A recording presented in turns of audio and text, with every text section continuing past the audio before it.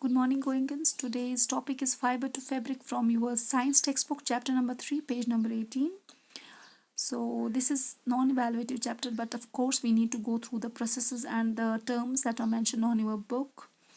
Other than that, dear Goenkans, the PDFs that we are sending to you on an everyday basis or alternate days, make sure that you are writing those important definitions and the points on your smart class notebook, and those of the concept webs or the flowcharts that I'm sending you through the video audio clip, make sure that you are drawing them on your science notebook before starting any exercise.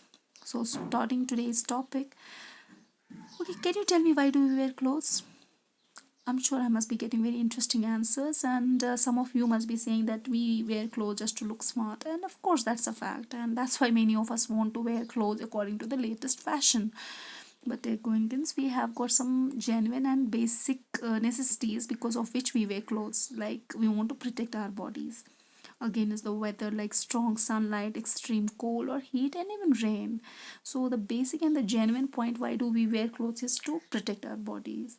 But do you know people in different regions of the world wear different kinds of clothes, and that depends upon the climate and the tradition.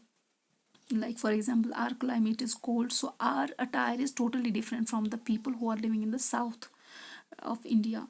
Say for example, we wear fairen sweaters, long jackets or like things like that, but they wear lungi or saris, etc.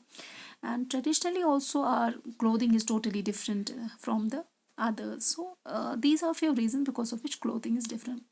But Goenkans, you must be knowing that the clothing is not something new. It has been there since long, and long ago people used to cover their bodies with the animal skins, especially in the cold regions, and with bark, leaves, and grasses in the warmer regions. But for that matter, you might have seen early men, not in real sense, but of course on the television, books, or even on the internet. And you might have seen them, they used to cover their bodies with animal skins or even the grasses or leaves, etc. But after the discovery of stitching needles, skins of animals were used to make somehow fitted these clothes like trousers, short pants, or even those short shirts, etc.